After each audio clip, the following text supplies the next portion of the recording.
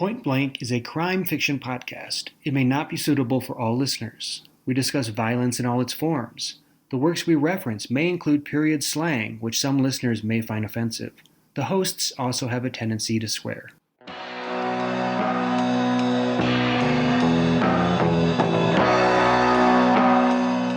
Maltese Falcon, Part 2.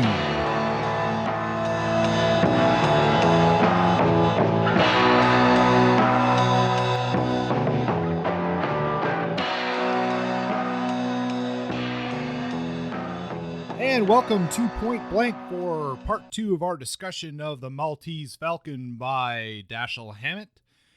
I'm Kurt, and joining me is Justin. Hello, Kurt. It's good to hear from you, and I'm happy to be here. I'm excited about discussing this well-known and highly regarded work of hard-boiled fiction. Indeed, it's our second foray into the world of Dash Hammett. I am looking forward to this one as well, and I feel like it's well overdue for us to discuss this classic piece of crime fiction. And this is our 12th episode, meaning it's the last in our classics phase of the podcast. We started this podcast a year ago. Our goal was to review 12 revered works by 12 revered writers, and there's been some variation on that, but the overall emphasis was on covering some foundational text before we go off the rails and get more exploratory. So from here on out, we're going to be reviewing a greater variety of hard-boiled noir and detective works from contemporary, international, and lesser-known authors, some of which we've already sort of mapped out. There's a few folks that we're eager to discuss and a few books that we really want to get to know. But there's other stuff out there that that's not even on our radar yet. So we're excited about you guys, all y'all folks out there on Facebook or via Twitter or whatever to reach out to us. And what do you want to hear? What books do you think are highly valued or are worth spending an hour to an hour and a half discussing? Give us your opinion, and we will put your ideas on the list. But before we do that, we're going to spend another hour or so on this last major work in our classics phase, and that's the Maltese Falcon. Yeah, the Maltese Falcon. Justin, would you like to provide us with a little summary of the plot? The Maltese Falcon. Back in episode 2, we did the Red Harvest, which was Dashiell Hammett's first book. This is I believe it's his third, but it's the first and last book featuring the iconic private detective Sam Spade. In the second episode of Point Blank, we spent time with Dashiell Hammett's first novel, Red Harvest. Today, we return to the godfather of hard-boiled crime fiction with his best-known work, The Maltese Falcon. We wanted to end this 12-episode cycle with an iconic, hard-boiled text, and it doesn't get more iconic than this. Published in 1929, The Maltese Falcon is the first shining example of the hard-boiled private eye detective story. There was John Daly's Race Williams, there was the Continental Op. Those were first, but the Maltese Falcon is the first that features Sam Spade, who is the model for the iconic private detective, laconic, complicated, goes his own way type of detective that became essentially a template for everything that came after him.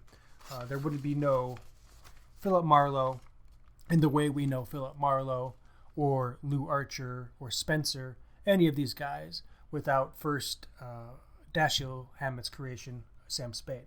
The story takes place in San Francisco at the tail end of the Roaring '20s. Enter Bridget Shaughnessy, the archetype of femme fatales everywhere, but we don't know that yet. She steps into the office of Archer and Spade at the beginning of the novel and introduces herself as Miss Wonderly. She seeks help from the detectives. She wants them to track a fellow named Thursby. Archer agrees to take the first shift of snooping, and that night is found dead in an alley. Who killed him and why? Later, Thursby is also found dead.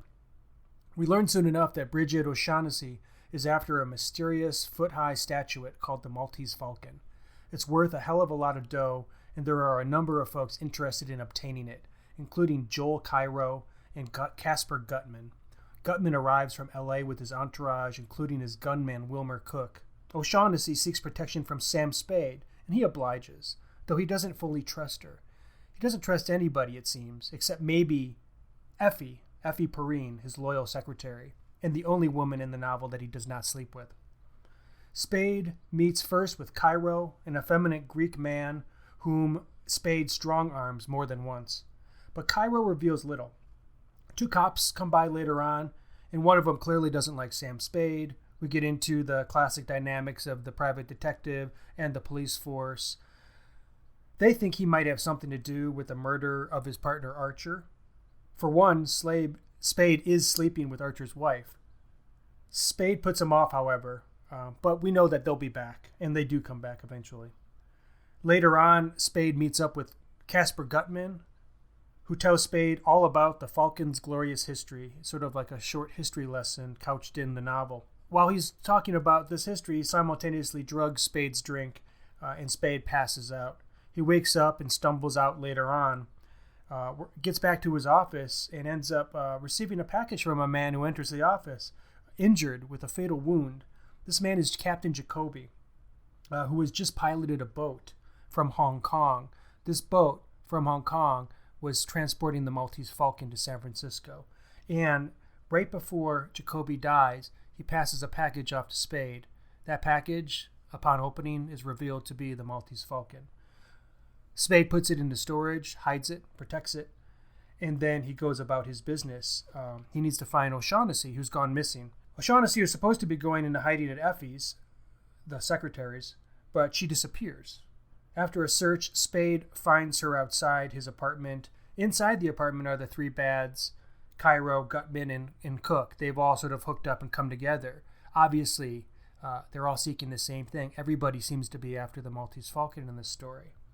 They know Spade has it. With the cops breathing down Spade's neck, he admits that they need a fall guy. They're all in this room together. They're trying to figure out how Spade is going to turn over the Falcon to them, what kind of money he's going to receive, but they need a fall guy. Somebody needs to go down, or Spade's going to get implicated in the crime with Archer or in some other shenanigans.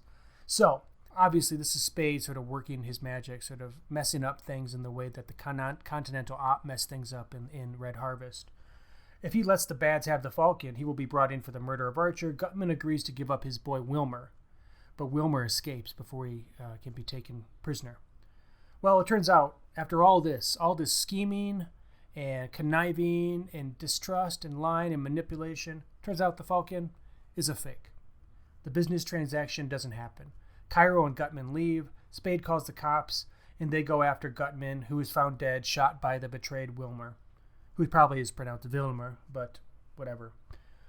What about the fall guy? Spade's still going to be taken down, and Vilmer is not available to serve as the fall guy. So what happens?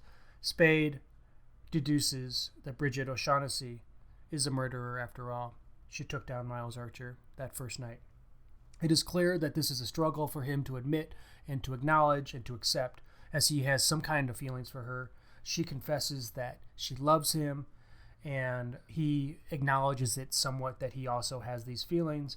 She pleads with him to let her go. He gives a host of reasons why he cannot. The first is, and I quote, "When a man's partner is killed, he's supposed to do something about it. It doesn't make any difference what you thought of him." Adding later, quote, "I've no reason in God's world to think I can trust you. And if I did this and got away with it, you'd have something on me that you could use whenever you happen to want to." So some classic Spade lines, terse dialogue, clear as day. I give this a 4.5 kill shots, this book. This is a classic work, arguably better written than Chandler's The Big Sleep.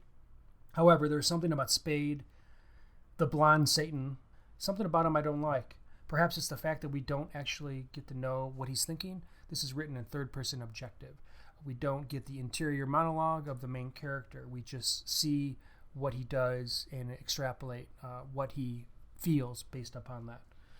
We don't get access to him, and I find that makes him less relatable than somebody like Chandler's Marlowe. There's something intangible about this book that I don't love, but overall, I'd give it 4.5 kill shots. I left some things out, but that's okay. We have a nice long discussion to dig into some of the nitty-gritty of this novel. Kurt, what were your impressions? I like this novel. I agree that it's a 4.5 out of 5 for me.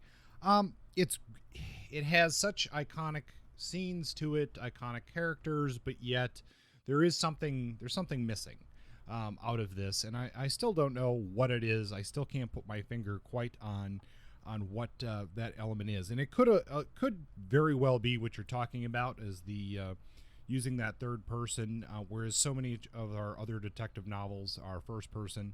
There is that missing element, and yet we can't deny that this is such a fundamental novel in the genre. Not only that, it is one that just seeps into popular culture in more ways than one. And in fact, I think I was thinking back on it originally, and what was my first exposure to the story of the Maltese Falcon?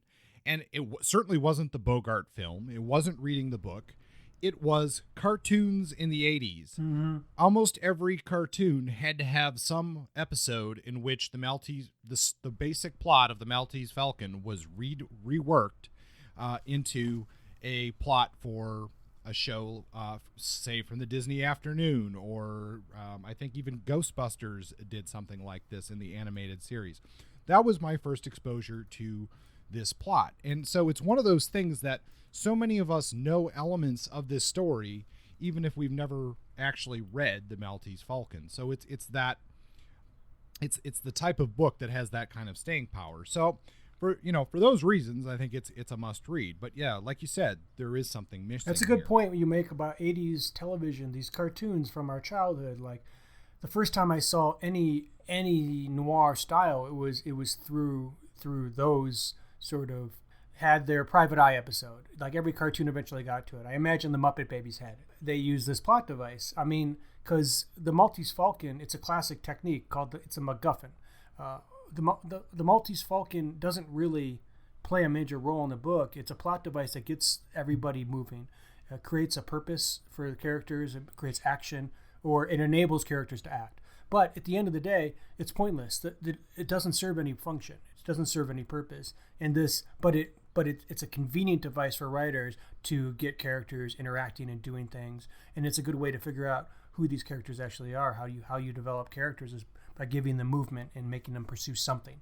In this case, we have a useless black statue, and that's why it's probably an easy plot device for cartoons and other shows to emulate, and who best to use as an example than the first progenitor of this technique, which was in this case Dashiell Hammett and Sam Spade. Definitely a book that has, unlike anything else that we've talked about so far, has just made its way into popular culture. But before we get too far into characters and an analysis of the book, let's go back and talk a little bit about our author, Dashiell Hammett, or as we like to say on this show, Dash. All Dash. Because he did like to go by the name Dash, yes. If you want to hear more about Dash, I would encourage you to go back to our second episode if you haven't listened to that on Red Harvest, and we talk not necessarily about Hammett's full biography, but we particularly pay attention to his days as a Pinkerton detective, which is one of the most notable parts of his life.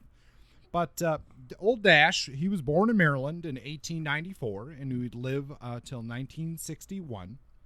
As I said, he was a Pinkerton from 1915 to 1922. For those who don't know, the Pinkerton Detective Agency was the biggest detective agency at the time. It's basically the detective agency that most fictional detective agencies are based on. They were involved in many different things, but they were also involved in some questionable things as well. And we talked about that in Red Harvest, as the Pinkertons were involved in strike breaking, particularly in the mines of places like Montana and Idaho and the West. Old Dash, he did work in that area.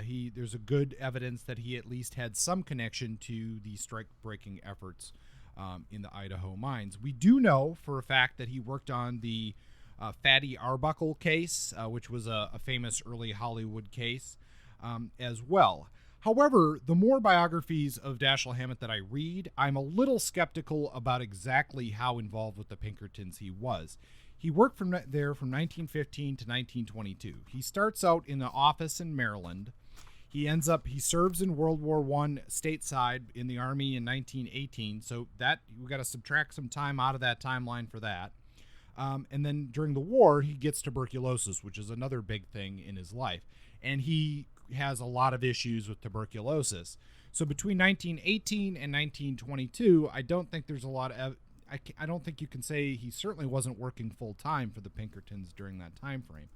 So just as a personal note here, the more I'm looking at Hammett, I question exactly how much time he spent as a detective versus, either doing clerical work or doing something else. He was certainly there long enough to understand the basics of the job, to do some field work, to talk the talk of the detective, but I think for purposes of his writing, his experience with the Pinkertons may have been a little overblown. So anyway, that's my personal analysis. The records from the agency were destroyed during that period, so we really don't know. We really never will, probably. Hammett would have two children, two kids. He marries in 1921. He marries Josephine Dolan, and they get divorced in 1937. His two children are Mary and Josephine, or often she's called Jo. His other longtime partner, now Hammett was quite a bit of a womanizer, and his longtime partner, starting in about 1930, was playwright Lillian Hellman. He would also have some relationships with other writers as well. We can look at his career, really, as three phases. There's an early phase of where he's actually doing the bulk of his writing. This starts in 1922, and he gets his first publication in Black Mask magazine in 1923. He goes on through the 20s to write short stories, many different short stories, basically writing for money, for as much money as he could get, because this is how he's supporting his family at the time. He wrote that story, The Glass That Laughed. That was one of my favorite stories of all time. Yes, clearly written for a quick check. His most notable character in this time becomes the Continental Op, which is based on his experience with the Pinkerton Detective Agency. By the late 20s, we start seeing his work getting into the novel format, and that's where in 1927, Red Harvest starts being published as a serialized novel in the magazine, and then it comes out in 1929 as the full book. He would work on The Dane Curse from 28 to 29, and then that's when we see the Maltese Falcon coming out in 1930.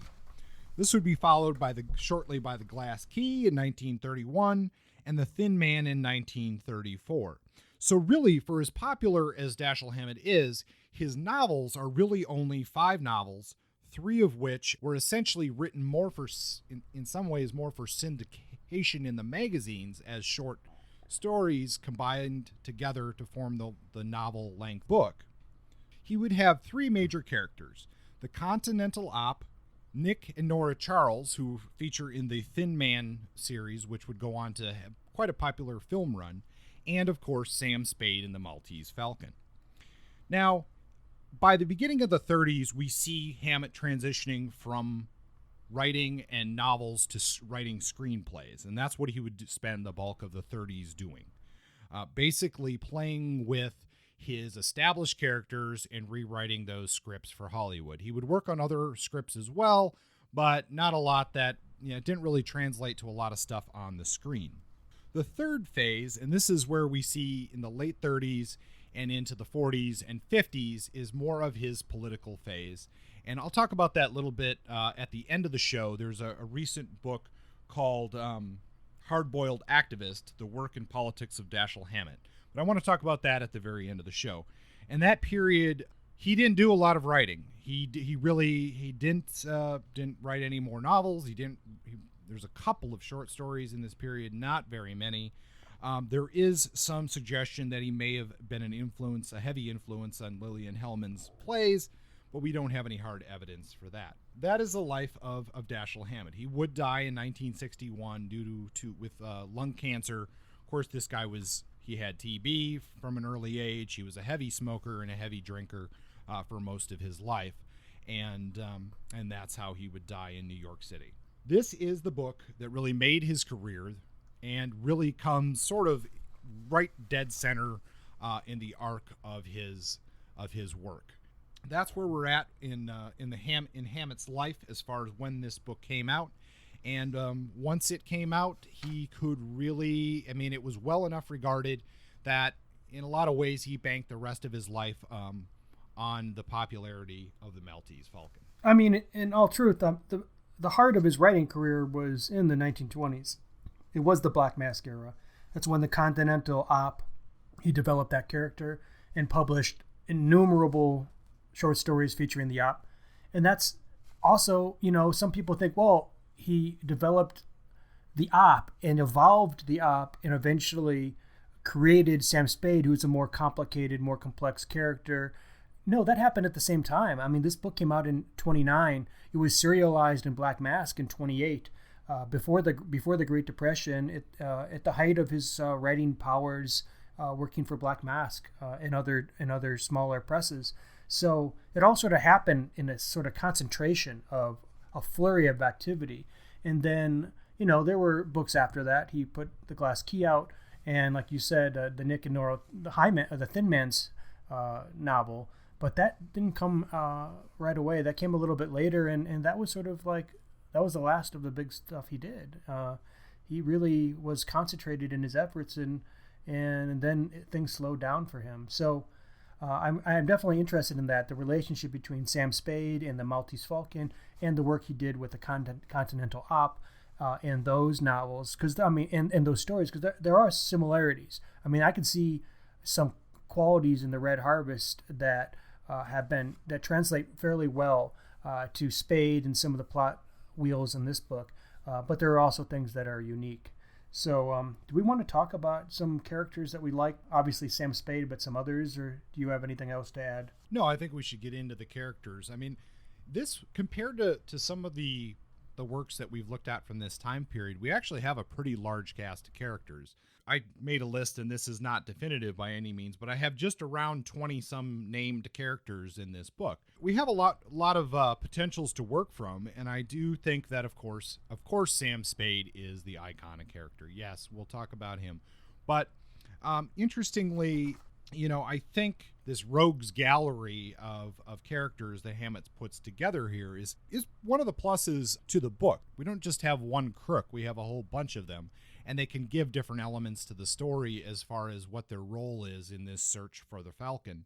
I don't know. I think Sam Spade is not my favorite character in this. I really like his secretary. I like Effie or however the heck you say her name. As a secondary character, she's interesting. She's a little bit more of a backbone to what Spade is doing. I think there's probably a little bit too much attention paid to the Bridget O'Shaughnessy character in most of the analysis of this book.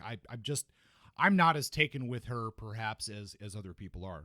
Yeah, I mean, she was the first or one of the first femme fatales. I guess the jury's still out there. I'm sure quite a few of our listeners will immediately correct me on Facebook by saying they're no, yes or no. But I mean, I feel like Bridget O'Shaughnessy is the template. 1929. I mean, you could say that Red Harvest, that the woman character in Red Harvest had qualities of the femme fatale, but I feel like the classic, the one that we saw in all those 80s cartoons, the one that gets ripped off over and over again, I feel like that is cut from the cloth of Bridget O'Shaughnessy. Do you think that, or am I missing another more obvious candidate? No, I think this is the candidate, and I think it by the way, it's Bridget O'Shaughnessy.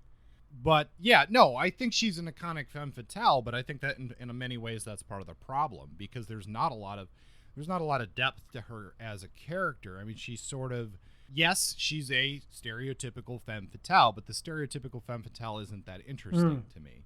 I mean, she's the woman who comes in and fawns over Spade. She lies to him, and she kind of like, oh, you need to help me. She basically pulls out all of these very, I mean, I guess this is a modern reader as well, but these very stereotyped like feminine wiles to get Spade to help her out. And to some degree, that doesn't really work on Spade. I mean, he sleeps with her, but I guess it doesn't take much for him. No, but I mean, but he also, like, especially in the beginning of the book, she comes in. I've got a line here.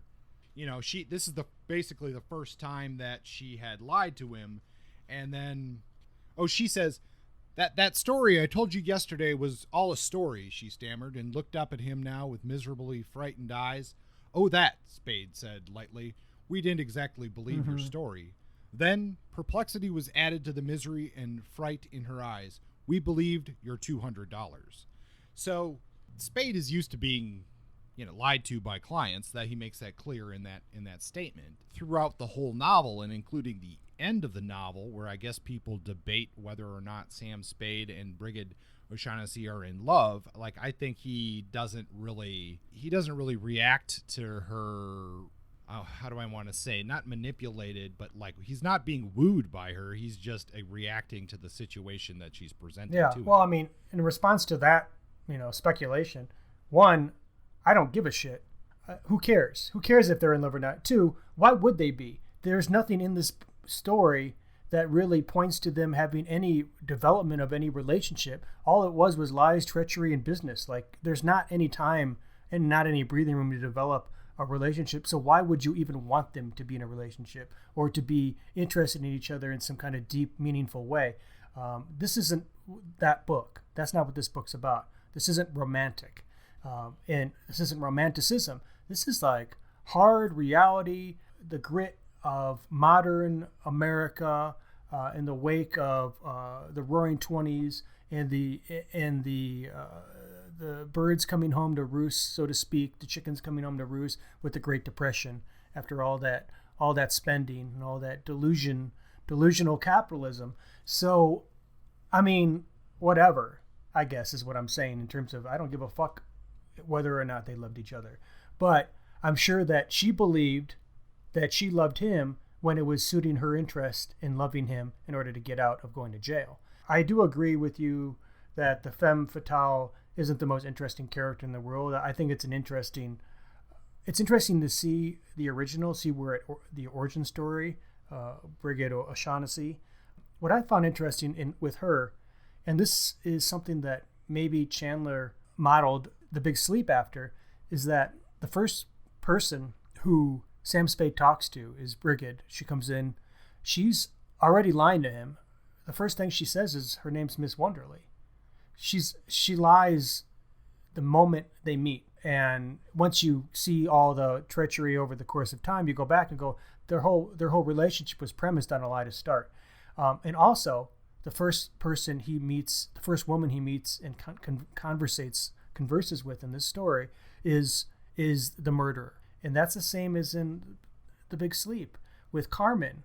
The nutcase, Carmen in Sternwood, falls into Philip Marlowe's arms right at the beginning and sort of plays up her sort of pathetic romantic posturing. And she's the one who ultimately is the murderer at the end of the book. And she was at the beginning. It's like the seed has been planted. And I wonder if there was a direct linkage between those two novels and deliberateness on the part of Chandler and sort of, borrowing. Probably. And I mean, we can also say that is something that is used throughout crime fiction and crime fiction, any kind of detective fiction uses that all the time. That's true. The discussion of a femme fatale is perhaps a bigger conversation than to have within the scope of this book, other than the fact that this may be the first one or perhaps the best known. We could say that. But none of this propels me to really feel like Brigid is not an interesting character to me for those reasons. Yes, she lies, and yes, she does this. In many ways, she's the same. She begins the book as the same person that she ends the book as, and that because there's no progression there, it's not compelling. Which isn't to say you can't have a compelling femme fatale, and in fact, we may see some of that in our next book that we're looking at, Queenpin, but I don't see that here. I agree with you that she does not change. That she has no real character arc. She's just doing the same trick over and over again, and then it's the end. So yeah, that's a good point. That might be one of the problems with her character. What other characters really stood out to you? I mean, we haven't even talked about Brigid, but what about this host of quote unquote bad guys? Any of them really speak to you in a way outside of Hammett's weird, obsession with making his bad guys effeminate and or possibly homosexual? Well, I mean, there's a couple things there. Yeah, I actually do like this gamut of bad guys. Let's start with, I mean, we've talked enough about Brigid, but let's look at Gutman. he's the stereotype for lack of a better way to say it, the overweight sort of mastermind of these crime things. And I can think of any number of characters that later emerge who basically are Gutman. I mean, Gutman actually had his own, I guess you would call it, spin-off radio show during the 40s, with using the character of Gutman as the basis for that show. And in this book, he's not that interesting, but that could be because it's been kind of played off. Some people even argue that Gutman is the basis for Jabba the Hutt, to bring in another Star Wars reference. He's obviously obsessed with the Falcon. He has other business interests that finance all this ridiculous globe trotting for this item. In some ways he is cultured, in other ways he is uncultured, but he does play that. He plays that villain who is the guy with the ascot and all the rings, and like knows his history and is capable of being ruthless when he needs to, but will try to pretend to be a cultured figure when it serves his purpose. So I think he's interesting as a stereotype in that case. Yeah, I thought he was okay. I mean, I can't say I loved him. I didn't love Cairo. I didn't really love any of the bads. Like, I wasn't especially attracted to them. But Gutman, we get to spend a little bit of time with. And you're right, he is cultured. He's a wealthy, cultured individual who probably made his money through criminal enterprises. But he doesn't play the classic tough guy villain. He brings you into the drawing room and sits with you and talks shop, talks history, but then drugs your martini. Yeah, exactly. And I do think it's worth looking at Cairo in Vilmar, because there's a couple interesting things about this, as again, reading as a modern viewer. In some ways, as the modern reader, we look at this same-sex male relationship and we see this definitely as there's, Spade feels that makes fun of both of these guys because he thinks that, he does those very stereotypical things. That being said, when this came out in 1928 or 29, it was sort of a bold move for Hammett to include a gay couple in a book. And in fact, there is a letter from the editor basically saying, "Are you sure you want to put this in?" And Hammett says, "Well, we're starting to see gay characters in other types of novels. We just haven't seen them in crime novels so far. I want to keep them in." And, this is sort of one of those things where even if it's not written with a more modern sensibility, the very fact that there's inclusion, I think, is a step when you look at it historically. Sure, it's the notion of incremental change. You're not going to go from 0 to 60 in one fell swoop. You got to sort of ease it in. So the fact that he was conscious of that, that's impressive, because these characters are. It isn't like much time is spent on person's sexual preferences in this book, but there's the implication of relationships with Vilmar and Gutman. Cairo being homosexual has been suggested in his effeminacy, and then Spade being sort of like macho, not belittling or particularly nasty, but just sort of like, whatever, like just macho, sort of tough talk, briefly hinted at, because who is the readership? We're still talking Black Mask, and Black Mask, if it was anything, it was heterosexual in its readership, or at least seemingly. At least that's who they were marketing to, it seemed.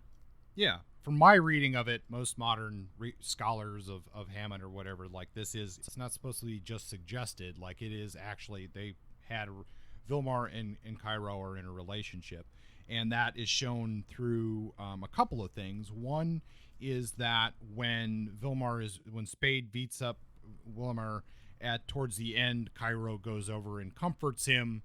There's a couple of moments, there's a couple of comments there.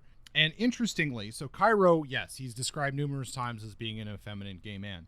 But, and Vilmar there's some comments about him as well, but he is the younger guy. He is Gutman's gunman. He's supposed to be a little tougher. And even though Spade makes fun of him, He's mostly making fun of him for being inexperienced, is my reading of it, as being a tough guy, inexperienced tough guy. That said, I don't know. I didn't read it that closely. But there is word usage, which is really interesting, that Hammett probably had no intention of this ever happening. But he refers to Volmar as a gunsel. Yes. Gunsel originally was a very obscure term for a younger man who was in a relationship with an older man. And because nobody knew that when they read this book, it became and if you look it up in the dictionary, that's what it says right now. It means gunman. So in a way, he machoized perhaps, I don't know what the original intent was, but probably derogatory term. And so indirect consequences there. I found that very interesting. I did too. I thought, he's playing with double entendres and euphemisms there. We have this cast of villains, and of course we have Riggett. And so then I guess that leaves us really to a chance to talk about Sam Spade. And I don't really know what to say about Spade that hasn't already been said many times before. We have this guy who we don't really get a lot of background information. We can only really reflect on what he says to the other characters. And, he's just... Hammett's description of him, of course, at the beginning is classic. The blonde devil, the V. Interestingly, there's a lot of reflection between the beginning of the book and the end of the book here, because we start the book with a description of Spade, and the beginning of the last chapter also re-describes Spade. I don't know. He responds to a situation. In some ways, he's kind of pragmatic, but there's not a lot of depth there to me. Well, what I think is interesting, and this has been said numerous times, but the description that Hammett gives of Spade is in no way the way I see him in my mind. It's in no way because of Bogart's portrayal, for one, but also I feel like I've never seen a version of Spade that is actually true to form. I've never seen a blonde Spade. I've never seen one with a very V-shaped face or a hooked nose or any of these features. It's pretty much the description of him has been promptly ignored through any remakes and has entered the popular imagination altered. Despite all of the weight that so many people put on Sam Spade, I guess in a lot of ways he's not what sells this book. Okay. It'd be funny if we spent very little time talking about him at all. We don't have to talk about him. I mean, anybody listening to this already knows who Sam Spade is, and they have their own opinions. But yeah, I don't really feel the need to dive really deep into figuring out Sam as a character. I feel like he says what he means. He gets the job done. I think an interesting way to explore him to be what makes him different than the Continental Op. And would you consider the Continental Op, who we both had some problems with in certain ways when we discussed Red Harvest. Do you think Spade is a better private detective or someone who appeals to you more? I think in the Maltese Falcon, what you see that's different about Sam Spade is this is where you get that thing of like, I'm working for the client. Whereas the Continental Op is like, this is the job. I'm doing the job, and I'm going to do the job to the, I'm going to follow it to the letter. Like, how he kind of screws the guy who hires him essentially in Red Harvest. I'm doing this job whether you like it or not. Here, Spade is he's more acting on, he's following the money. As I quoted earlier, it's like, well, it's the $200 that talk, and it starts with the $200, and then it's like $5,000, and then it's like, the perhaps the allure of this giant payday that's propelling things along. So he's very much following the money in this case. What we don't necessarily see, which I guess I don't know if this was in my mind or whatever, but Spade doesn't necessarily have the type of, he certainly doesn't have the type of commitment to the client that we see in Marlowe or we see in Lou Archer. I think we could trace an arc from the Continental Op. Who is he loyal to? Continental Op is loyal to the organization, to the parent company, to the team he works with. Sam Spade is loyal to money. In a sense, he's sort of like just a businessman. Like, at least because we don't have other stories to really get a bead on who he is. There's no Sam Spade, the Maltese Falcon Part 2. There's no other drama. There's no short stories that feature him. So this is all we get. There are a few short stories. Okay. Have you read them? No, but most of them aren't considered to be particularly good. Fair enough. He's not loyal to Bridget. I mean, he sleeps with her. He follows her along, but he's playing her as much as she's playing him. And his goal is to solve the case, to crack the case.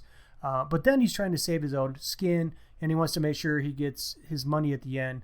I feel like he's after the paycheck more than he's after being loyal to anybody in particular.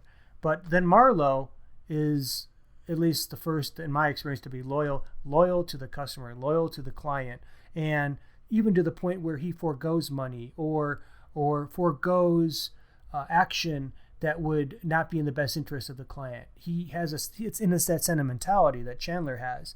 And while I'm not a huge sentimentalist, I do like that human connection that between, this is something that Lou Archer then later has. He wants to listen to his clients. He talks to them and he learns from them and he develops relationships. Whereas the only relationship with Sam Spade is whether, one of sowing distrust or sowing havoc in order to get answers, in order to get money. And maybe there's something that human touch is what makes it hard for me to love him. A lack of human touch. Yeah, I think that's a fine place to let Sam Spade lie, as it were. Sure. What other cool things are happening in the story? We don't love Spade. What parts of this story do we like? What themes or plot elements stand out to you? Anything? There's one that almost every reader and critic of this book points to, and that is about roughly in the halfway point of the book.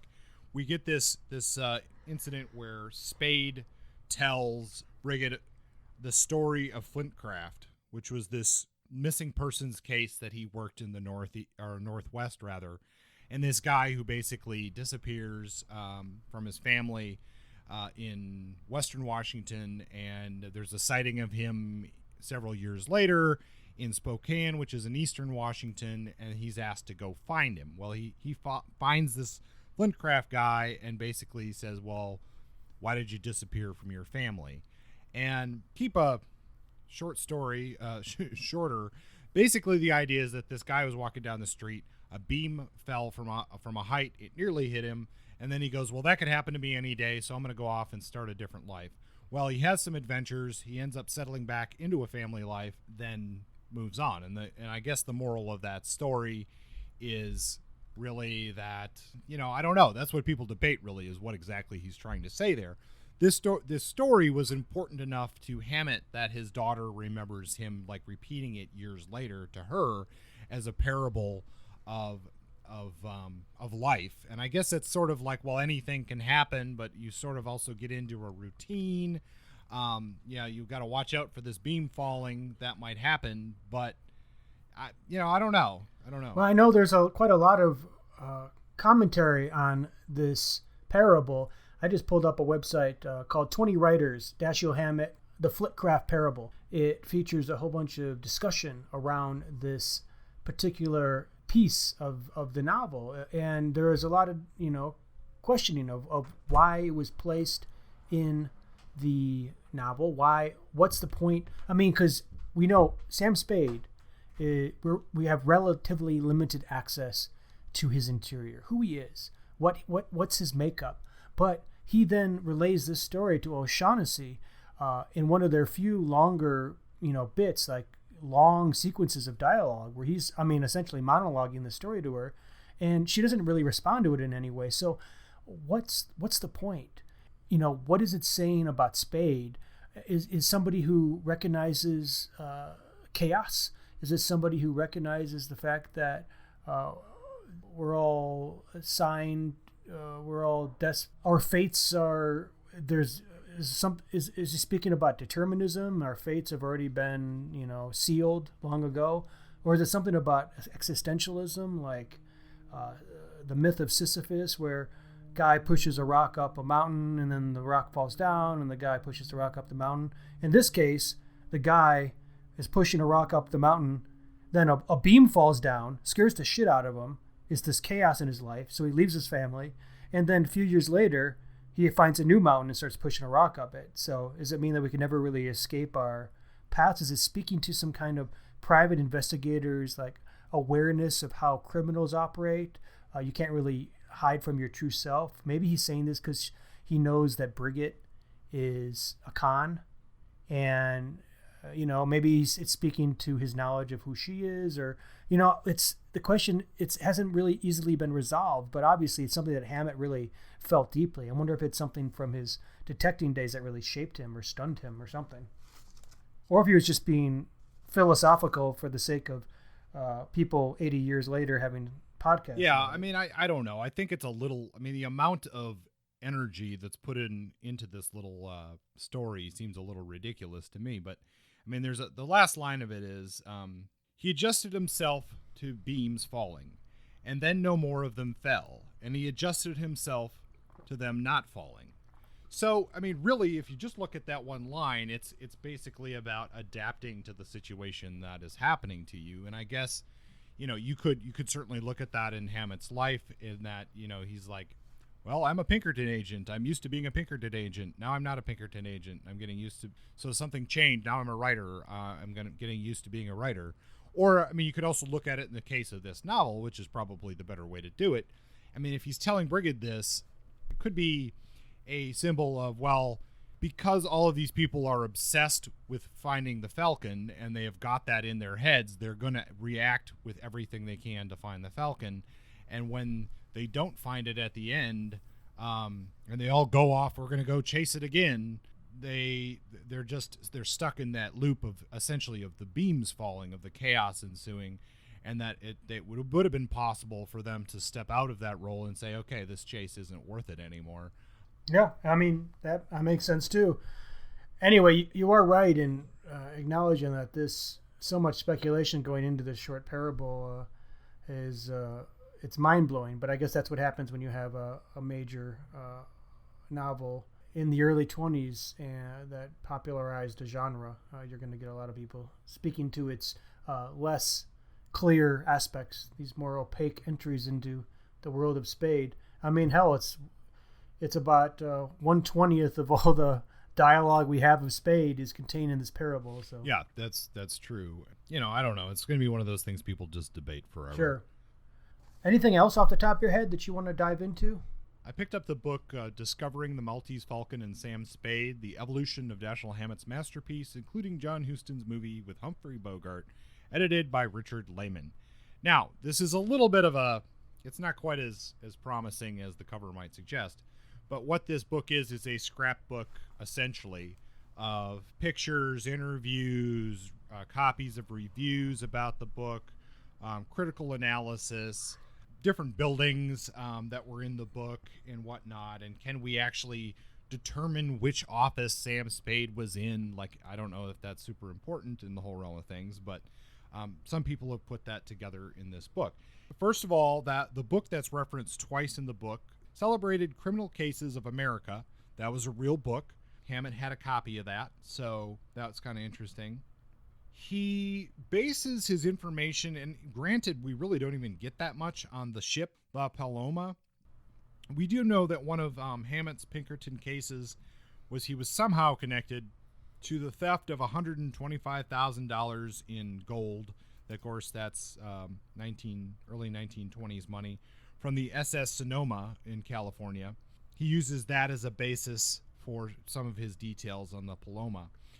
Now, there's an interesting article in this book that based on a sailor who worked on the Sonoma, and he basically talks about how Hammett's analysis of that might be wrong, and the gold was actually stolen by one of the guys who worked on the boat. I found this particularly interesting, and this is important, I think, to our overall discussion of this crime fiction and just how much of an influence the difference between publishing in hard copy and paperback is for this genre. There's a publication history of the Maltese Falcon in this book. The original printing in 1930 by Knopf Publishing, they only printed 9,000 copies. They sold 9,000 copies in 1930. In 31, they sold like 1,000 and like 1,500, I think. And 4 years later, they only sold 75 copies of the Maltese Falcon in all of 1934. Now, throughout the 30s and the 40s, there's many reprints, a few thousand here, a few thousand there. Where it really picks up publication is during World War II, which makes sense. And here is the first paperback, I believe this is the first paperback edition of the Maltese Falcon by Pocket Books in 1945. In the month of July alone, they would sell 319,185 copies of the book. Crazy. So despite how popular this book was, the hardcover copies did not, of course it was also the 30s, but they didn't really sell that many copies until 1945. And that's when you see this explosion of people reading the Maltese Falcon. It's so interesting. Let's just set aside the detective fiction elements of this book. What does it do that so many books still do? We have our detective fiction or hard-boiled fiction elements, of course, of Sam Spade, the woman, the femme fatale, whatever. But there seems to be a case here to be made that if you want to sell a lot of copies of a book, put in a lost artifact of some group of crusaders. We've certainly seen that in modern fiction still being used as the MacGuffin. Sure. And Hammett definitely did do a bit of research on this. There is, he refers to the Knights of Malta. This is more or less a real thing. I mean, he plays with it a little bit, but there, again, in that book, Discovering the Maltese Falcon, we get some historic articles that actually talk about the Knights and these payments that Gutman is referring to the King of Spain. So nice to see that Hammett did do, this wasn't all just pulled out of a hat. He did do a little bit of research on this. And if you want to sell a lot of books, throw in some Templar, well, this isn't exactly Templar, but Crusader artifacts in there, and people will eat that. Sure, do your homework, dig up some history, but don't become a slave to the history. Fictionalize it and make it work for your own story. Yeah, I mean, that was a cool aspect of this novel. I have one last thing to say about its historical and political context, and I guess I'm particularly drawn to this notion of the Maltese Falcon being one of the last hard-boiled stories written in the Roaring '20s and right before the Depression. After this book, things change. The economy collapses, and we end up with people wandering the streets and going out west looking for jobs, and we get people like Jim Thompson who end up working as roughnecks in Texas at the oil wells, meeting radical labor folk singers like Woody Guthrie, and all that stuff that has become sort of mythic Great Depression era America.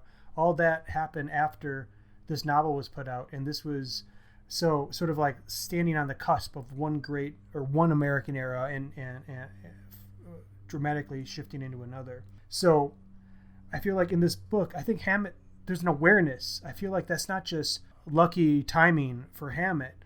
I think there's a consciousness, a political and a historical awareness that Hammett brings to his writing.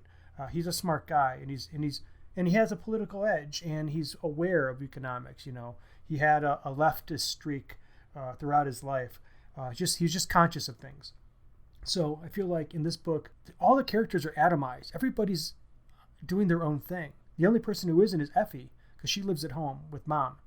There's a connection. There's home life. There's no domesticity in this book. Like, everybody lives alone. Everybody's out for themselves, except maybe Caspar Gutman and his boy toy Vilmer are the only other people who have any type of relationship that isn't just like more one night stand and distant and emotionally sort of spurious or questionable.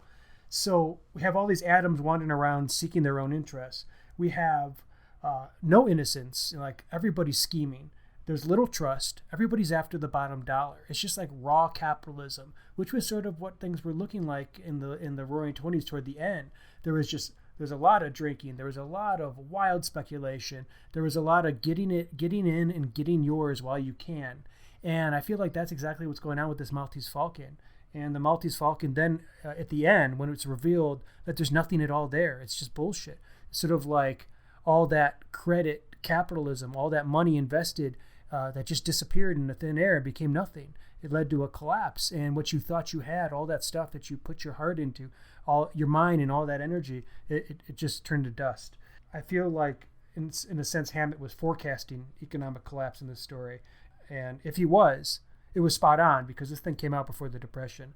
But he, among other people, probably were anticipating, the bottom's got to fall out. That's the way it works. It's the ebb and flow of capital, the rise and fall of the economy. So I thought that was cool. That was a cool piece of this book historically. And then, of course, we have the obvious other key features of the story, which is the template for the hard-boiled detective, the template for the femme fatale, and then, like you said, some kind of historical object, the MacGuffin, that helps get things going and get people interacting and get you out into the city, a city that is really well described by Hammett. He really bleeds San Francisco onto the page in a way that makes us remember it. Chandler did this with LA. Writers who can capture the setting well of these places that are intimate and important to the story, they make these cities characters, and they make these cities legendary and mythic in proportion to what they were prior to the writing of the book. So, there are a lot of really good things that come out of Maltese Falcon, and a lot of things that shouldn't be overlooked, I guess. 100 years later, we're like, oh, whatever, like, this guy wasn't that cool. The book could have been better. Well, yeah, it could have been, but in terms of the evolution from the Continental Op and Red Harvest to Marlowe to some, Ross MacDonald and later writers, it was pretty remarkable for its time, and there's no doubt that Hammett was a good writer, a great writer at times, and his writing still stands the test of time.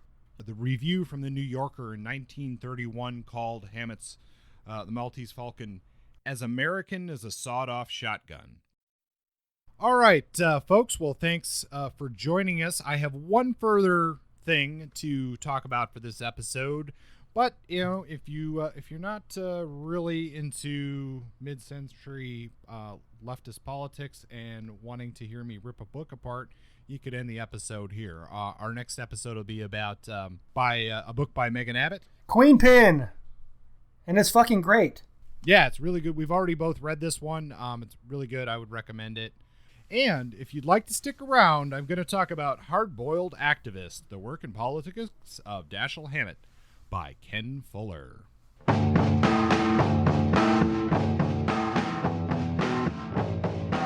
Still here?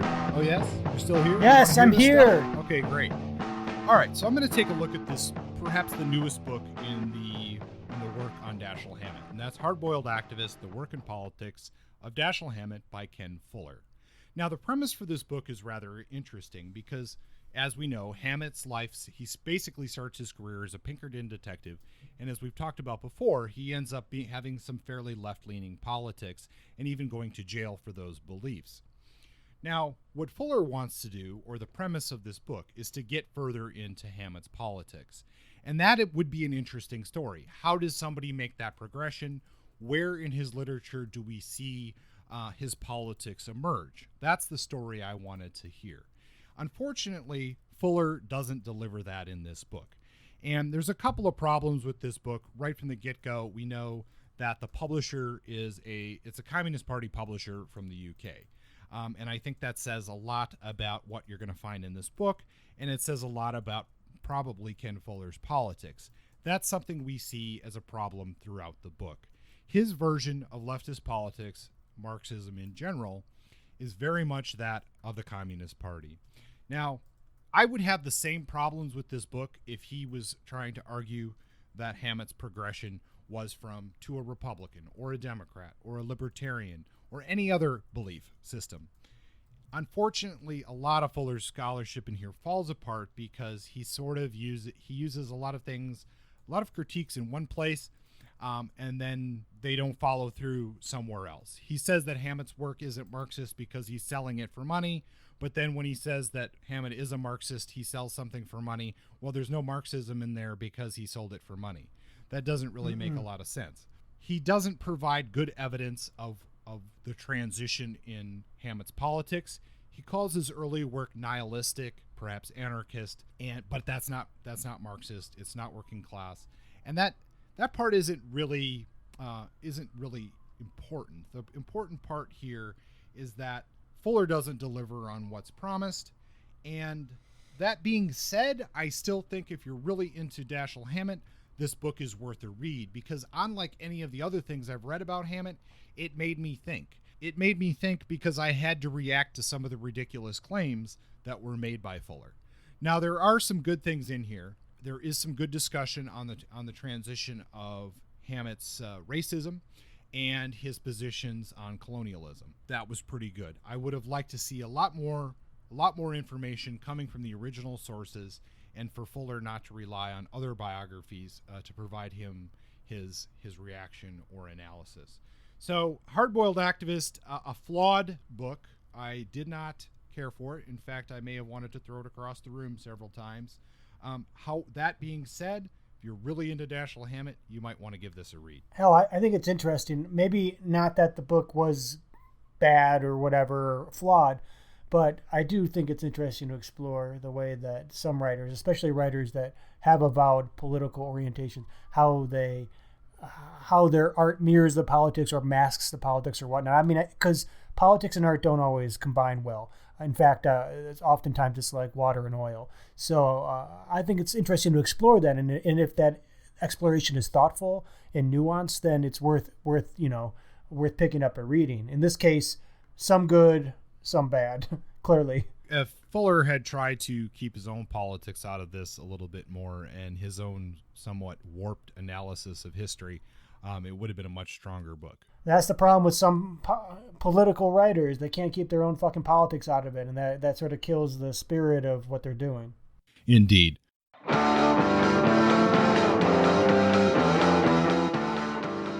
Thanks once again for joining us for Point Blank. All right, so coming up in future episodes, we already mentioned episode 13 is going to feature Megan Abbott's Queen Pin. Following that, and this is all of us off. We're going off into new territory here. We're exploring a bunch of writers we haven't discussed yet. So episode 14, we're going to get into Stieg Larsson's The Girl with the Dragon Tattoo. It's our first dip into Nordic noir officially with this podcast. And as a matter of fact, I have not read any Nordic noir. So I've been saving it for you guys. So I'm curious to see what I think of that book, and we're going to have a good conversation there. And then in future episodes, we're going to be exploring Dorothy Hughes in A Lonely Place.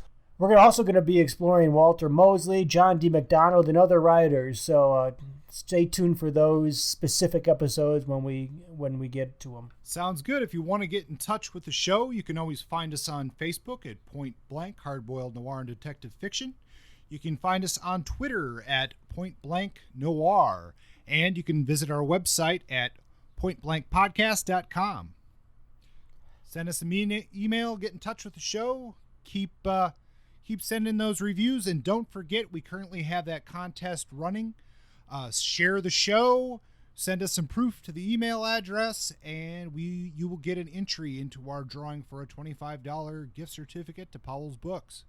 Tell your friends, people, and beware of MacGuffins. Yes, beware of MacGuffins. See ya.